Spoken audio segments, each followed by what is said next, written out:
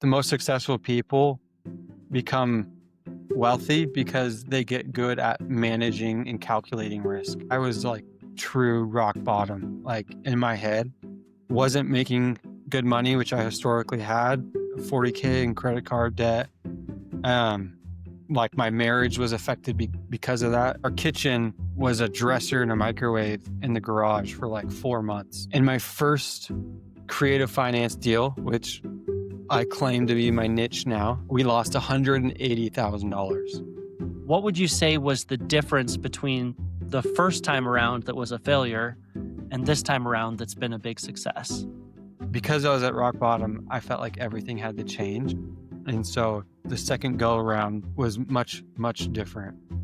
I've shifted almost all of my focus into building my active income because I believe that it's going to accelerate my wealth that much faster. Like now there's a different type of freedom where like I've had 2 months this year that like we've cleared 100,000. So you mentioned this idea of what makes people successful is being able to take calculated risks. If you're someone listening to this that wants to take more of those calculated risks in your life, how do you go about evaluating that and determining what risk is worth taking and which ones you should avoid?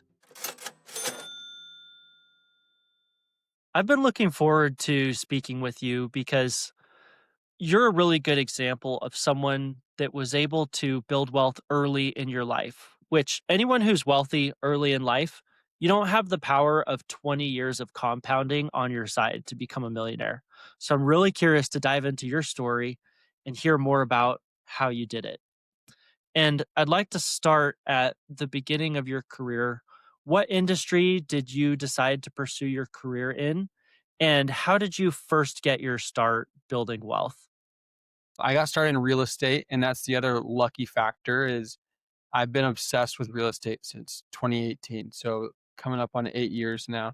Uh, the other side is 2020 to 2022 was probably the best run of real estate values that we've ever seen in America. And so um, that's really what I felt like set me up for success at an early age is I started getting into the real estate world at like just about the most perfect time I possibly could in the last 100 years. So that's kind of the start there. How old were you when you bought your first real estate property? I believe I was like, let's see, I'm 29 now, probably like 24, 25. So I was doing tech sales and also helping people find deals on the side simultaneously. So that was kind of my angle in. I had some depiction of what a decent deal was at that time. And so we got into a decent deal and then the market made it a great deal. Right. So Wow. Okay. So you started working in tech sales, you were sourcing real estate deals on the side, and then eventually transitioned full time into real estate. yep. Yeah. That's like and we could take an hour talking about that journey in and of itself. But the first attempt at full time real estate, I fell flat on my face. Like went 40 grand in credit card debt, just terrible. But I was obviously obsessed with real estate. So my second attempt, which was like 3.5 years ago now, was much better. I've been full time real estate ever since. Wow. Okay. Definitely want to hear more about that. So, walk me through the first attempt when you tried to transition into real estate and you ended up $40,000 in credit card debt. What went wrong? Yeah, great question. So I mean, when you rewind back to where I got started in real estate, I was doing tech sales simultaneously as what we call wholesale real estate. We find a deal where it makes sense. We sell the contract to another investor and we take the difference, right? Doing that as a side gig is much different than doing that full time because my bills were paid. Tech sales was doing pretty good for me. I was making 6 figures at that time at like a young age doing just tech sales. And so my bills were paid and that allowed me to be a lot less emotional about these deals. I didn't have commission breath. I didn't have any like big overhead that was like daunting on me. And so I was able to get these deals done when they made sense. And I was able to take them down too, like as for a rental property that was down the road when they made sense too. Now, when I tried to go full time, now I no longer had the cushion of my tech gig. I had a mortgage to pay. I had a lot of overhead in my business. I was marketing direct to seller, so I had like $6,000 $7,000 a month directly like spent towards direct to seller. And so when I did get a deal done, there was a lot of emotion involved because I needed to pay for my mortgage. I needed to pay for my overhead, my marketing, and that was a feeling I absolutely hated. I think I jumped in way too soon. It took the fun and the creative side of real estate out of it for me. And eventually, like I didn't want to quit. I didn't want to quit. And that those marketing dollars kept piling up. And so obviously got myself in a bad situation for my wife and I. But luckily we had bought well. And that's another side of my real estate story. Our first house we bought like the beginning right before COVID, and we remodeled all of it ourselves. My father-in-law helped us with he lived in Utah, so he flew out for a week and helped us do a lot of stuff we didn't know how to do. But we did a lot of the remodel ourselves. And that happened to be like one of the best things we could do at that time because we forced value and COVID jumped the market at 20%. So we ended up making like $215,000 on that property. So yeah, as a young dude, just getting handed that money, it was like that was a big deal, right?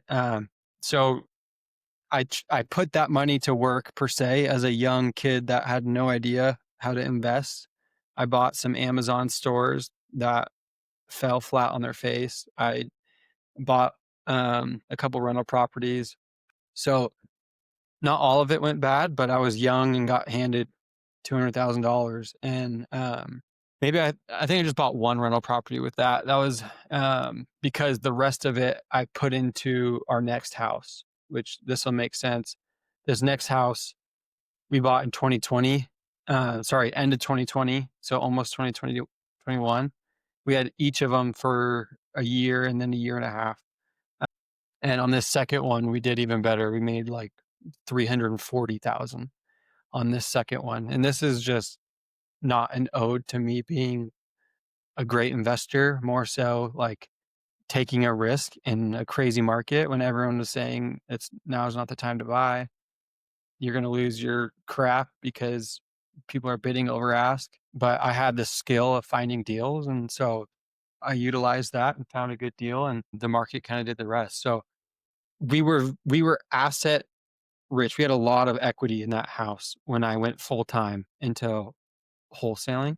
So I was 40 grand in credit card debt, put ourselves in like a weird scenario. But this fallback, luckily, was selling our house, our second house that had 300K plus in equity. And so we sold that and that I cleared up a lot of that financial stress and then moved to Utah. That was like our blank slate. Like we're going to start new, move to Utah. And my first creative finance deal, which I claim to be my niche now, we lost $180,000. So I went from having this chunk of cash that was saving my financial stress and then losing $180,000. Talk about like a roller coaster, right? Like made 200,000 plus on the first one, rolled that into some investments, 300K on the second one, lost a big chunk. So anyways, the part that there's some highs and lows in my real estate career, like especially in the first 4 years, um, holding on to rental properties is really where like my net worth has grown. And a large majority of that was within that COVID 2020 to 2022. That's when a large majority of equity in net worth was built. Wow. Okay, so you're in Washington when you're in this messy situation, your first failure, so to speak, going into credit card debt. You have some big turnarounds. you make it out to Utah with a clean slate, and then you've been very successful since then. What would you say was the difference between the first time around that was a failure and this time around that's been a big success? Yeah, it's a great question. I feel like my first attempt going full-time real estate was very ego driven. I wanted to say that I was full-time real estate. I wanted to have this identity as a real estate guy. Um, and I felt like that was a big push. Like I had an extreme passion for real estate, so it wasn't all ego, but I think a good chunk of it was because I lived a great life with tech sales and real estate. But the second time I got thrown around in the trenches for quite some time. And I like this is something I've been very open about on LinkedIn too. Like I was like true rock bottom, like in my head, wasn't making good money, which I historically had 40K in credit card debt. Um, like my marriage was affected because of that. You have to keep in mind, like when you're doing what we call live and flip, your whole like stability at home is up in flames. Like, my wife and I never lived in, like, a calm scenario because we were always, like, remodeling, right? So, the sacrifice, we, like, made great money on them, but on the other side, like, our marriage wasn't doing great because it took so much mind space. Like, our kitchen was a dresser and a microwave in the garage for, like, 4 months, and in our second one yeah. So, just a hard spot, and then pair that up with my wife living in a new area, not having family around, myself trying to go full time in this new endeavor, failing. We're like 3 years into our marriage, trying to figure everything out, like so many different factors. And so when felt like I was like at rock bottom, especially after losing that 180 grand after selling, I like succeeding in this industry looked a whole lot different to me. I had to change everything about my habits. I had like my hunger was probably 10x what it was before because I wanted to make a certain amount for my family not to stress. And I had to show up differently as a human to like save my marriage. I had to show up differently as a human to like be a different real estate investor, a different real estate professional. Like because I was at rock bottom, I felt like everything had to change. And so the second go around was much, much different. Wow. Okay, so for anyone that's not familiar, a live and flip is where you buy an old house that needs to be renovated and you live in it while you're renovating. So, you're probably tearing up kitchen sinks and stuff, and that's why you're having to cook food in your garage. Exactly. Man, that's crazy. I had one instance where the house that my wife and I lived in, there was termite damage in the master bedroom. And so we had to rip a wall out in our master bedroom at the same time that we had a water leak in the kitchen. So we're also redoing all the flooring in our kitchen. And it was only for a few weeks, but yeah, it really does disrupt your life. Yeah, 100%. Wow. Okay. So obviously, during this time period, you were taking on a lot of risk in a lot of different areas of your life. You mentioned the impact it had on your marriage, as well as the impact on your finances. Would you say that your ability to endure that level of risk is what has allowed you to be successful? Yeah, it's a good question. I mean, yeah, my relationship with risk, I mean, there's the Dave Ramsey and the rich dad, poor dad comparison, right? And I've always claimed to be more on the rich dad, poor dad side, and that's paid dividends. It's also paid like some expensive losses that I've had to endure. But my whole concept with like my career is the most successful people become wealthy because they get good at managing and calculating risk, right? Like that's the whole problem you're solving. And there's a secure, safe way that can lead to a great life and have like stability. But like, frankly, that's like so far away from my personality. I would be miserable. Some parts of me wish that I was okay with a W 2 and throwing money in a 401k and just like this constant steady, but like my personality is far from that. In fact, like the people that I respect and hang around like in the business world that I like strive to be like, I feel like my risk tolerance is so low compared to them. Like they're making $1 million risks. Like if this one misses, it's $1 million that they're risking, but the upside is 10, 20 million, right? So yeah, so that's like my perception of risk. And I'm trying to be better at calculating and solving bigger issues so that it opens up more opportunity. And that's, I feel like, kind of the roller coaster of the journey I'm on. Wow. Okay. So you mentioned this idea of what makes people successful is being able to take calculated risks. If you're someone listening to this that wants to take more of those calculated risks in your life, how do you go about evaluating that and determining what risk is worth taking and which ones you should avoid? Yeah, great question. And I think that like perception changes as you grow. Like, I think one risk that's like viewed as out there at the beginning of your career is like investing in your own education. I'm a firm believer, like, especially if you have like 20 grand that you want to invest, let's say, like stocks can be great, but like, I think the highest ROI that you're going to have is investing in yourself. And there's obviously like a huge risk associated with that, especially in today's day and age with everyone being a guru and everyone having a course. Like it's hard to decipher between the two, but um, there are ways to invest in yourself that pay high dividends. Mhm. Um, so if we rewind to when I was at my beginning and in my risk perception, like I didn't want to buy a rental property, I didn't have enough money.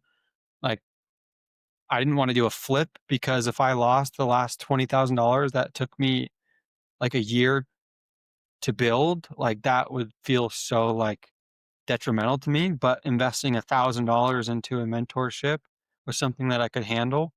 Investing like 3 grand into education, like was something that I felt like I could handle. And constantly being around people that are doing more successful things, that was like the first push of like investing in calculated risks. And then as I like picked up skills, then I was like my first wholesale deal, I made like 30 grand, right? So it's like, oh, like investing in myself actually paid dividends. Tanner just mentioned the importance of investing in yourself and how incredibly crucial it was in his journey to becoming a millionaire. One of the best investments that you can make into yourself is your own financial well being. If you've been enjoying listening to this podcast and you're ready to take things to the next level, go to mwjpod.com to schedule a free consultation with me today. I do one on one coaching, and it's a chance to meet with me for 30 minutes completely for free in a judgment free zone to talk about your financial situation. So, if that's something that interests you, go to mwjpod.com and book your free consultation today. Now, like now I invest like 40, 50 grand a year in my education. And if I would have thought that 5 years ago when I paid for my first, like that'd be insane. I mean, I have a buddy that invests $100,000 into his education every year, and that's his minimum. He's 27 years old, makes 7 figures a year, all on his own, and he pays for like the Tony Robbins Platinum, which is 85 grand a year in and of itself, and that doesn't include for travel. And there's just like different levels to it. Is all I'm saying. I'm not trying to brag about anything. I'm just saying like I am shocked at the stage I am in with investing in my own education, but like I rub shoulders with people close to me that I'm like a tadpole compared to them in that regard. You know, it's interesting because when you invest in yourself, not only do you develop new skills that increase your earning potential, but you also put yourself in the room with those people that are going to show you the way of how to be successful. And sometimes you just need the entry ticket into that room. Yeah, that's yeah, that's very, very, very true. Just thinking of like the way you think money is all like it's a perceived notion. Like you will receive what you think you can obtain. I know it sounds like voodoo, but, like, I'm, like, a firm believer in that, like, whatever you believe, you'll receive. So, anyways. Yeah, it's interesting. I think of one experience I made investing in myself where I got invited to this retreat for LinkedIn content creators. And, it was a lot of money. It was on the other side of the country. It was kind of inconvenient. And I was kind of back and forth on whether or not I wanted to go. And eventually kind of made that decision of I'm going to go. And because I'm paying for this, I'm going to make sure that it's worth it that I go, and met with 20 other business owners over that weekend, formed some really cool relationships, partnerships that directly led to new clients for my own business later in the same year.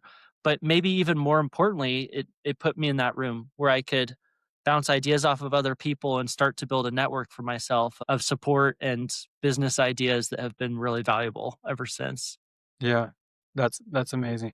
And if you think about it too, Jackson, like, if you even if let's say someone offered you that ticket for free, the chances of you going and like, seeing that value are probably much lower, even though it's the same room, and like, the intention behind that event too are, like, you're gonna get a lot less out of it if you don't have skin in the game. And so that's what I always tell people. They're like, "Well, what if I read a free book?" And, well, how often are you, like, jotting down notes with that book that you're reading and, like, going the next day and trying to implement it? Like, books are great, but having some skin in the game helps a ton too. Yeah, absolutely.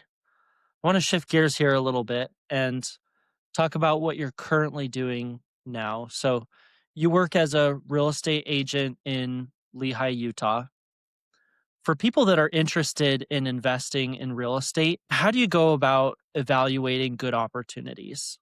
Yeah, and that's a good question. It's definitely like a market, like, dependent. I'll just tell you from my perspective, since the beginning, I've been looking at deals for myself, right? And that's probably the difference. Like, I own 14 rental properties. Every deal that I view for a client, I'm always looking first, like, for myself, because that's the lens I see. And so that gives me kind of a fresh perspective of what does make sense in today's market. And in 2020, 2021, that looked a lot different than does today, because rates were 3%, right? And if you could add value to a property, refinance at a 3.5% rate, now you have an equity gain and you have a cash flowing property, which is very rare, right? And, like, that skewed my identity as a real estate investor. I thought I was good, but the market was just like so easy. Like, that's the honest truth. And I've had to, like, triple down on my craft to actually become successful and, like, where I am today versus COVID. So, you say, like, what does a good deal look like? That's where I started, right? And that, like, refinancing into a long-term fixed rate, where April of 2022, April of 2022, rates doubled, right? And so now I could no longer refinance and cash flow. My numbers were terrible. And so it shifted into doing what I call, like, seller finance. And that's where I work with someone that owns their house outright, and I'm negotiating everything with them. I'm negotiating the down payment, purchase price, interest rate. I could go on and on about that topic, because that's, like, my niche per se, but that's the shift. So if you want cash flow in an expensive market, seller financing is your best bet. Now, on a broader spectrum, the deals that I find for people are usually one of these four things. It's either new construction, which, like, historically, that's a terrible decision, but now with the incentives, builders picked up so much land in 2020, 2021 that they have a lot of supply they're trying to move. So new construction is a good, easy play for a lot of people that don't want to do a value add and don't want to deal with headaches. House hacking, that's where you live in one unit, rent out the other. That's a popular strategy today's market. Seller financing, like I just mentioned. And the last one is, you go after existing homes. So just think like a normal real estate transaction. But in this case, if you're using a bank, you find a few that you think are decent options for you to live in or to buy as an investment property, and there's enough motivation on the market to get a pretty good equity grab when you kind of pin them against each other per se. Now, as soon as the market heats up a little bit more, this could shift entirely. So it's really about being opportunistic in every market, but that's sort of what it looks like in 2025. So, this idea of pinning a couple properties against each other, are you basically having them bid for your business on which one you're going to buy? Yeah, so how I draw it up is, and it's not like a scummy gray area tactic at all. It's as simple as this. Let's say, Jackson, you're looking for a house for your family to live in. We're going to go look at several homes, and I'm going to say, hey, just based on how much you want to live in the property, let's order your top three. Number one, number two, number three. Now, that we got to remember that that's how much you like the house. Now, I am going to go to these realtors that list these properties, engage motivation, and start trying to get a feel for where we can get this, where we can negotiate this for. Now, number three, whatever way you look at it, number three might be the most motivated out of those options. And that could, because it's a better deal, it could bring that option to number one. Right. So it's more of a matter of feeling out motivated sellers based on the house that you actually like. Interesting. So, How would you go about determining whether a seller is willing to negotiate? Because a lot of times, from a consumer perspective, real estate can feel like a black box, right? Where you just go in, make your offer, and they either say yes or no. So, how do you determine where people are willing to negotiate?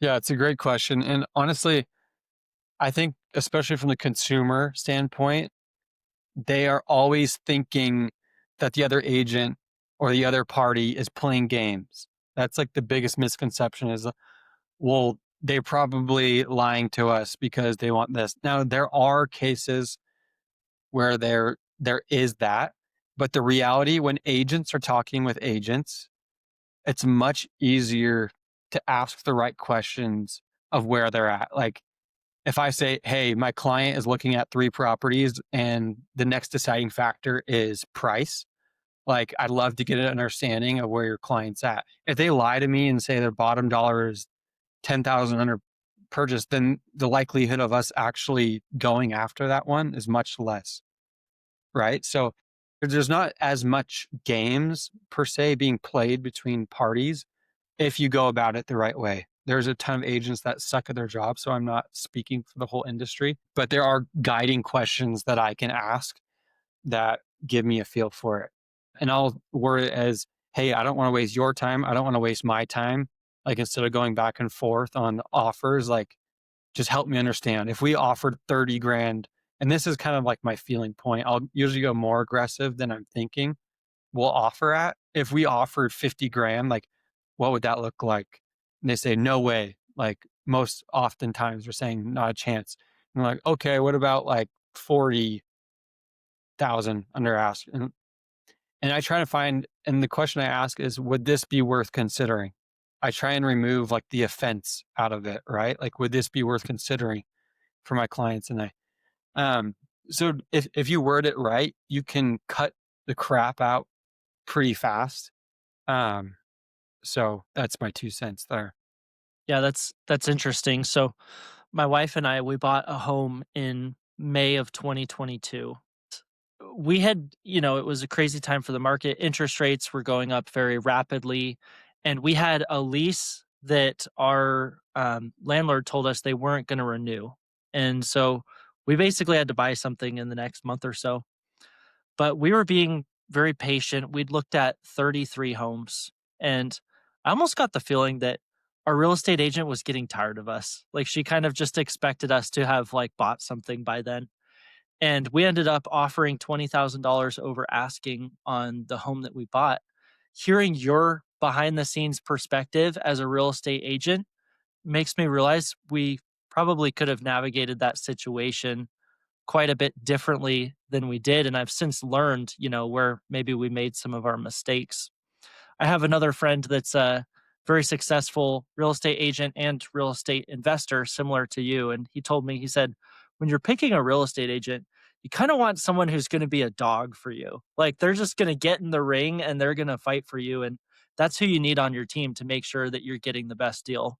Yeah, no, I completely agree, and I think there's a convenience measure when it comes to picking real estate agents, like who's closest to me, which is like a direct correlation that people like the large majority of America views agents as like interchangeable. Like this agent is going to do just as good of a job as my cousin who's a part-time agent that just happens to have his license, right? And like being in this industry and trying to be as like least amount of bias as possible, it could not be further from the truth. There are times that like my buddies use their brother as an agent and they tell me about the deal. And in my head, I'm just like, dude, we could have for sure gotten $20,000 less than you got if you just went about it a different way. And that's, I don't say that, I don't want to offend them, but that's what's going on in the back of my head. And I love this. I've been obsessed with negotiating real estate for 8 years now. And the off market direct to seller world is so much different than normal real estate agent work. So I've been like in the trenches for many years. And so, yeah, it's unfortunate that the barrier of entry in the industry is so low because it really does cost people thousands and thousands of dollars. But just kind of the evil lurking, I guess. So if I'm someone who's looking to either buy or sell a home, how do I go about finding a good agent? Yeah, I don't think it's a bad question to ask about production. If someone's producing at a good level, more often than not, they're pretty good at their craft. Um, it is really hard to be a producing agent in today's market. And so there's different metrics like top 500 agent in like Salt Lake area is a big metric that isn't easy, but just asking someone how many homes they've sold in the last 12 months is an easy metric. But treat it like an interview process. That's what I would recommend. Interview 2 or 3 people, and I'm blessed enough to be in a position where a lot of my clients come from social media, and they have a lot of trust before we even sit down, and so that makes it a lot easier for myself and my business, but for, like, consumers, I really, really recommend interviewing people and not this is coming f like, I I dislike 95% of agents, I will tell you.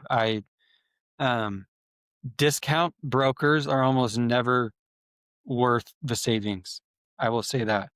When you are dealing with the biggest asset of your life, having an expert is extremely important.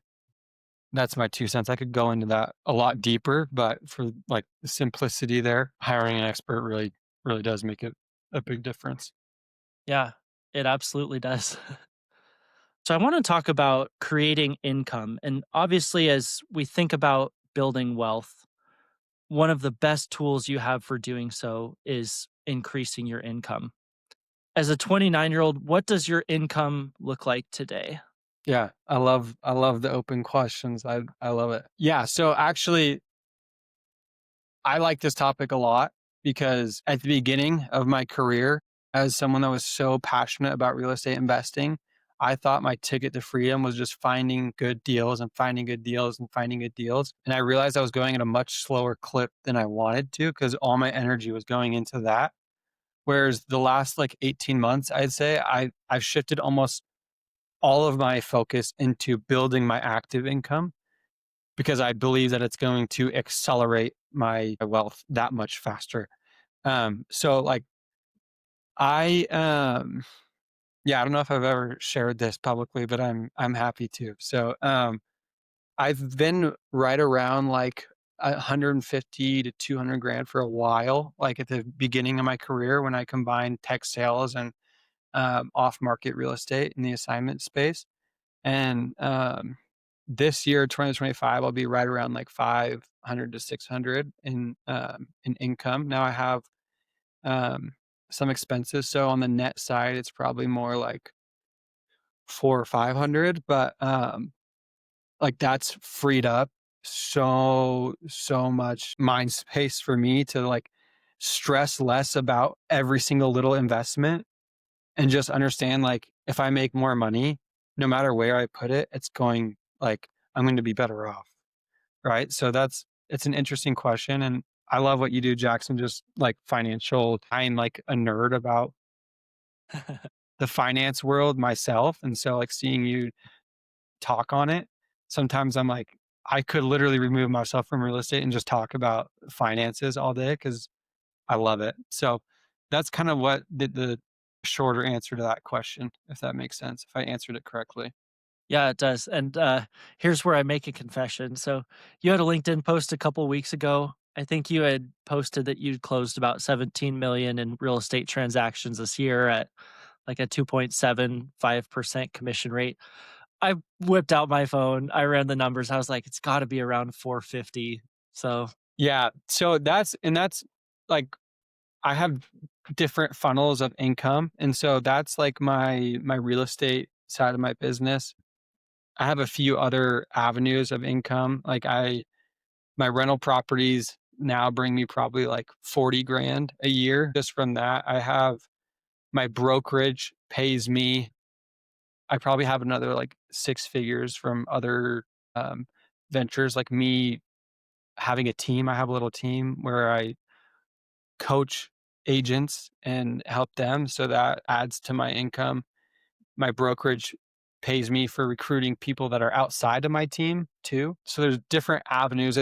It's really fun, like, in the real estate space, like, the further, like, you grow, there's so many new income opportunities, like, I still do wholesales here and there where it's, like, completely off market at all. So it's fun, dude, like, it's my pops and this is why I always say I've never, like, claimed to be self-made because my dad's, like, big on, finances too and has put these things in my head, and he's always like, there's a certain peace of mind that comes with multiple streams of income. So that's been my mentality of growing these different legs to my different businesses. So so if someone's listening to this and they want to start creating multiple streams of income in their own life, where would you recommend that they start? investing in yourself, dude, like it's such a slow it feels so slow, especially for ADD people like myself that want things like way faster. And that's why I've like fell on my face so many times. And you look at from like the bird's eye view, you're like, oh dang, Tanner's found success like at an early age. What I view is like flat on my face, lost 40 grand in a flip, fell flat on my face, lost 180 grand on this.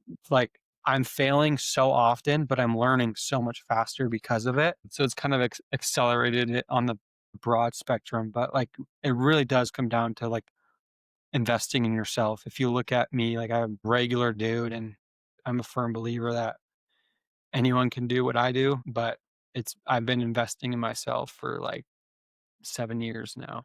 So Wow, that's pretty cool. You own 14 doors is your current personal real estate portfolio. What does your net worth look like today? And at what age did you first become a millionaire? yeah, I actually refreshed this just for this call. I'm at like 1.65. So I'd say probably like 26, 25-ish is right about when I hit that mark. But I've been like before, I mean, we'll say like when my income was more like 150 and I was investing in myself, I was doing a lot of things and it didn't go as far as like I thought it would really. I felt pretty like asset rich and cash poor. Hindsight to like where I am now, where like now there's a different type of freedom where like I've had 2 months this year that like we've cleared 100,000, right? Like, and then I have some months where it's 20. So um, it's a different game. There's a lot less consistency, but my bank account is yeah, healthier per se, less asset rich. I'm more liquid these days. Whenever I work with my one on one clients for financial coaching, one of the fundamental things we talk about is the difference between net worth and cash flow. And a lot of times it's the cash flow that creates the freedom for yourself, which obviously you focused on that a lot, increasing your active income, as you put it, because that's what's going to give you the resources you need to continue investing and growing your net worth over time. Yeah, for sure. Well, Tanner, this has been an absolutely amazing conversation, a true masterclass. And I've had so much fun talking with you. I've learned so much. If I were to sum up the number one takeaway from this conversation, I would say it's the importance of investing in yourself. And if you do that, the results will follow. Amen. I love it. Awesome. For people that want to know more about you, where can they find you? Yeah, I am the investor Tanner, like pretty much on all platforms, but LinkedIn and Facebook, it's just Tanner Litchfield. Thanks so much for watching, and don't forget to subscribe to the show for more episodes like this one.